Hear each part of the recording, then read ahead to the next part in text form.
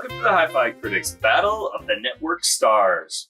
The 21st century has shown that any idiot with a camera and some space can broadcast their ideas out to the world. I mean, these aren't ideas; these are facts that we're broadcasting. Right, so we're not talking about us. Yeah. This same effect has moved from the basement and into the studio.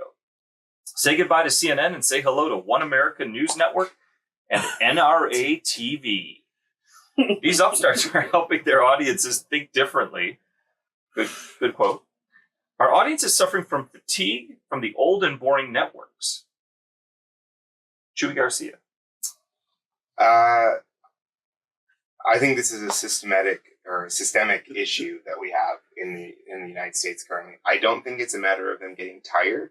I think it's a matter of people are not comfortable hearing things that are not their own viewpoints.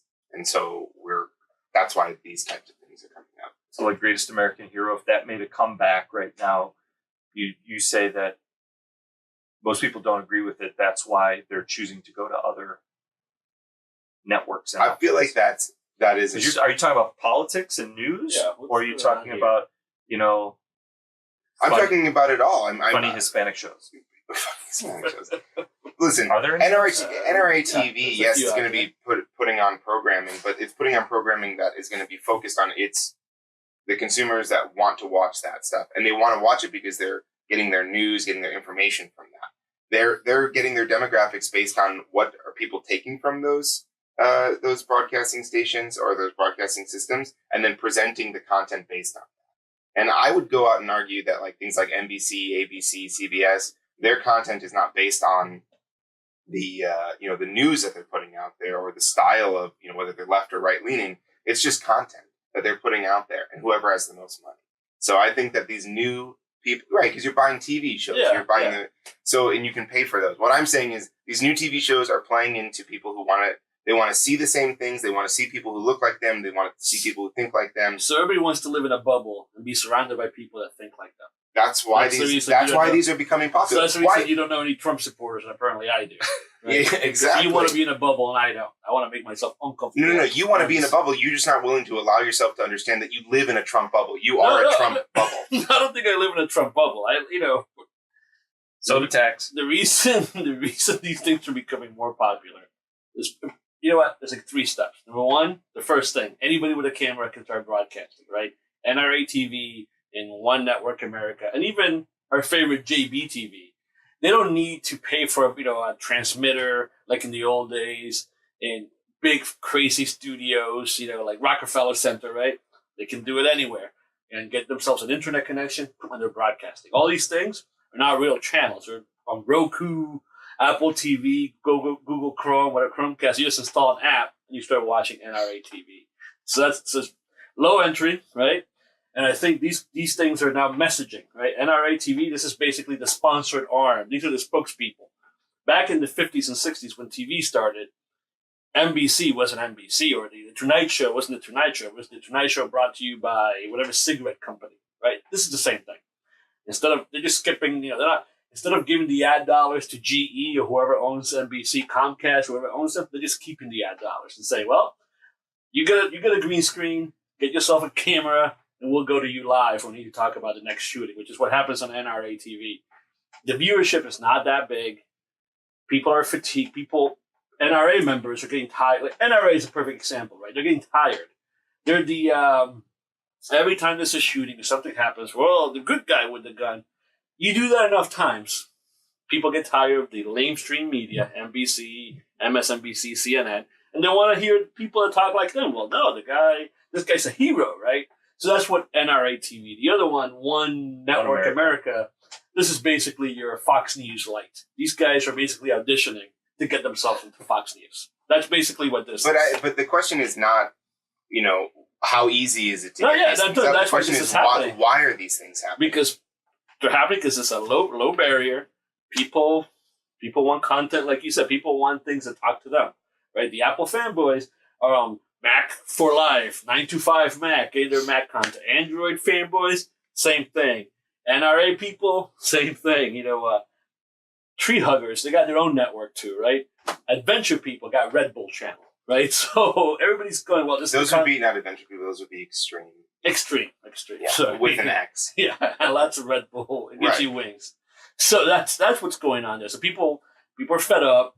People are fed up of the Al Rokers of the world, Tom Skilling of the world. They're tired of the Today Show. Like, oh, I don't need that. I don't need to see Hoda have a glass of wine at 10 o'clock in the morning. I want my NRA TV or One America Network. That's what's going on there. Okay, so we're again saying the same thing. Something like that. I think you're basically saying people want to be in a bubble. I'm saying people don't know what they want. These things just show up. Oh yeah, I'll get a mailer here. I'll sign up to NRA TV and start People do it. know what they want. They want to feel comfortable. They don't want to feel like they're put into a situation where they have to personally grow and watching the same stuff from the same people that they consume their, they relate to. Yeah. It's just a comfortable thing for them, and it's sad. And go ahead. So you started talking about the publishing side of it, where the businesses are saying, "Hey, anybody with a with a camera, internet connection, and an idiot can basically start publishing." But then I don't know if I fully understood your point about the consumer side of it. Yeah, is it what Chewy over here said, that from the consumer perspective, people are just trying to avoid getting out of their comfort zone? They're trying to stay in their comfort zone. That's one thing. Yeah, and it's just easy. It's low hanging fruit, right? But it takes effort to change the channel. Oh yeah, no, it takes effort to install the app, but once you have it installed, you're basically right. But I think the low hanging fruit is more for the people that are producing the content, and instead of the people who are consuming. And all it takes, we live in a viral society, right? All it takes is the 30-second clip of somebody saying something, being right about Apple or something. All it takes is 1 minute video. It gets passed around, tweeted, and you build a fan base, right? That's all it takes. So that's probably what these things are counting on, right? That's how I learned about NRA TV. How did I learn about One Network America?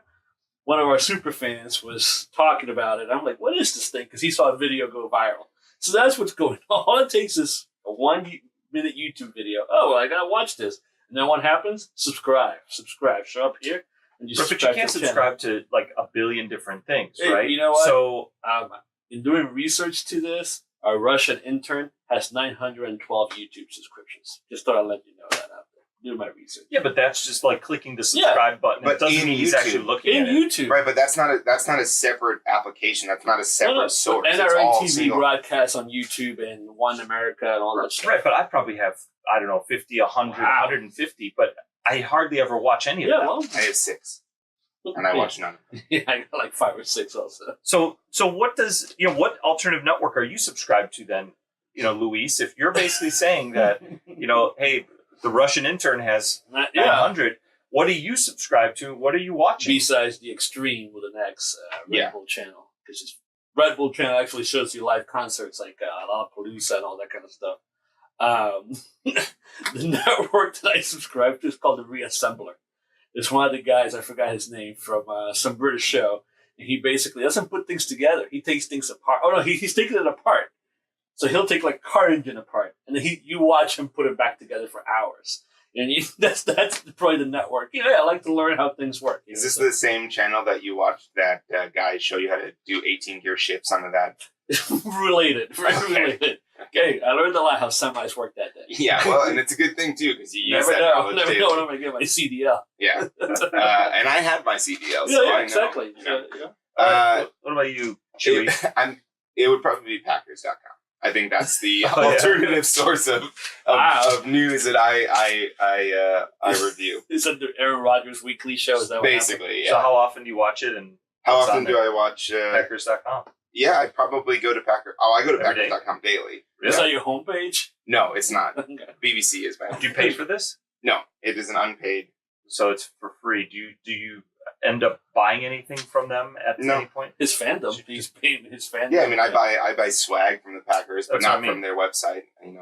Oh, so you pay for it illegally off market? Well, I go to Lambeau Field, the Holy Grail, the Mecca for all football lovers, and I buy from the greatest store on You earth. pay retail. That is a really good store, by the way. It's an excellent store. Yeah, it's pretty impressive. It's quality. Lambeau Field is an impressive. We're place. working on it. Yeah, we're really? talking about going. Yeah. There might be a field trip. Yeah, maybe we can do an on-site recording on the road where the Lambeau Leap statue. Yes, and thing right. is. We'll do it right in there. It'll be perfect. All right. Let's go. My answer on this is, I watch digital antenna TV. I don't take it in in this horizontal or this vertical approach of you two with your Packers.com and your NRA TV, I look at it more on a broad perspective. So I'm watching digital antenna, locally broadcast things, just like it was back in the 80s when times were easier. Yeah, but that's when Papa Bear Bill O'Reilly wants to go back. He was some current affair. Yeah, mm-hmm. Just like your radio obsession. Let someone else tell you what you should like. No. I get choices. That's the beautiful thing. They give me options, and I pick what I want. So I watch things like Hogan's Heroes, Battlestar Galactica, WKRP in Cincinnati. The original Battlestar Galactica? Oh, yeah. Yeah. Alf. Yeah, okay. And the creme de la creme is the immortal Jerry Brown, JBTV, the longest running music show on television. Yeah. That's one of the things that I'm subscribed to on my digital TV antenna. Wow. Which is shown on an analog TV, by the way. Right. Pressing play since when? 1987? 84. 84. Ooh. 2 years before I was born. Yeah, you're welcome. Okay, highly rated. So we're going to go to the closing question now. Highly rated local showman Pat Tomasulo, a fan. We're all fans, I know. Calls his fake outrage segment the voice of reason. You've seen this, right? I've seen it in live. You haven't seen it in a long time. Person. Yeah, unfortunately, I've seen it. Bill Maher calls his New Rules. Never seen it. And disgraced Fair and Balanced Commando, Bill O'Reilly called his the No Spin Zone. He didn't actually call it the No Spin Zone. You entered the No Spin Zone. Yeah, but he had an actual segment. Right. Anyway, I know you didn't really watch it. Blame the entrance. If you had to fake out some outrage at normal everyday things, like garbage cans and cucumber in your water or getting a plastic straw at Starbucks. Mm-hmm. Ooh, plastic straw? Nope. Oh, that's a different one. He did nitro coffee. No, I didn't. What would you call your fake outrage segment and give a 15-second sample of your segment? We'll start with you, Chewy Garcia. I would call it Chop Talk, and I would be chopping vegetables. Oh, so it's chop. Yeah, chop. I would be chopping vegetables, and the bigger the vegetable, the bigger my gripe, obviously. Right? It actually happened to me last night. Once again, I would be chopping about my next door neighbors. And how my next door neighbors think it's totally fine that a shared back porch is actually not shared, and that they can put all of their stuff over on my side, even though, it's not a shared back porch. There's a stairwell that, is a delineation between. Probably a code. There's no code. I mean, you mean a personal code? A city code. Yeah, well, and whether there's a city code, there's no personal code. And I came back last night. I had plants almost in front of my back door. They're not my plants, but they're there. Was there any beer? There was no beer, and we found out from my father-in-law, because he was staying with us for probably a month, that they would actually take our chairs off of our section and use them over on their side. What coming to? What is yours? I mean, you better focus. You might cut yourself. Right. Well, I know, and this is why the Chop Talk is so important, because you just saw how heated I got. I got to have that part to keep me measured. Yeah, but that wasn't really fake outrage. That was real outrage. But it's outrage about something that actually doesn't matter at all. Yeah, and that's basically what these things are. You can't be outraged about everything. I've seen the Bill Maher show. He has 3 new rules, and he works into the ultimate new rule. But Luis Gutierrez, let's go to you. My catchy will be the no filter. That's where I come in, graphics come in, no filter, and I basically go outrage on something with I don't hold back. You said cucumber water. That's where I will not hold back. Whoever puts cucumber in water, whoever thought that this was a good idea, that guy's a war criminal. We should send him to the Hague for a trial. Number 2, who likes this? Cucumber's already water. Why would you? There's 90% water, just like celery. You don't see celery water out there, right? Not yet. Not yet. I hope not. Cucumbers are garbage. You grow are these neighbors of yours growing cucumbers? They're not growing cucumbers. Because I would just take that plant and flip it over the side and do the world a favor. And I would just keep going. No filter. Just 15 seconds, 30 seconds of me telling you straight talk. Wow. I would have thought it would have been Rock the Box. No. That's not outrage. That's real. All right. Well, yeah. What's really important in these segments is that the speaker's believable, right? You have to really feel it and own it to come across to the audience like it's real rage, even though it's sort of fake rage. So, I offer a fake outrage segment that will be called RATS, RATS, righteous anger towards stuff. Wow. Don't get caught in the trap would be the tagline. You know, liberals are out there taking away all the garbage cans, quietly conspiring to remove garbage cans from the streets of Chicago. And this is pissing me off. Yeah. Why are they doing it? Because they want to save money to line their pockets instead, and that money would normally be. Well, no, it's not that much. They want to line their pockets. They don't really care about shuffling it from one pocket to one city pocket to the other. They want it in my pocket. They want it to go to their pocket, and this is directly out there for you, Alderman Smith, 43rd Ward. She's going to win again. I don't think she's going to win. She's going to win again. Moderately contested. There's 4 people run. 3 people run. Oh, highly contested. No. And they got a lot. One of them has a lot of money. But she's gonna run on the anti-garbage can ticket, and that's gonna carry her. She's gonna run. I'm in office ticket, and I'm just gonna keep doing the same thing. Exactly. She's just getting getting Rahm people. Emanuel. Now, guys, we can be free to think differently. That's what. Just like Android users. Yeah, something like that. So our rats are smarter than the Earth Day traps you're setting around town. Rats, righteous anger towards stuff. I think that is a quality section. That's a good one. Almost as good as Chop Talk. Almost. It aligns with my agenda. Yeah. Well, I wouldn't say agenda. My brand. My brand. Am I right or am I right? Maybe, You're right. Maybe at the end of the year show, there'll be a rat show up, like a stuffed animal, a real rat. Yeah. Just rub it. No, we'll get one of those those stripes. Yeah, we'll just get one of those inflatable rats. We'll go across from the the office and get one. So we'd love to thank Rahm Emanuel for 8 years of service in the great city of Chicago. All the great things he's done, like selling off the private assets, tax and spend, and bringing jobs to this country. Hyperloop. He brought McDonald's to Chicago. Hey, he did that. He took it from the suburbs. Yeah, Caterpillar, Motorola, Peapod. Yeah, and plus now we've got Elon Musk working on something here. Yeah. Maybe, unless he goes out of business. Yeah. All right. Something like that. Thank you for watching the Hi-Fi Critics. Have a great day.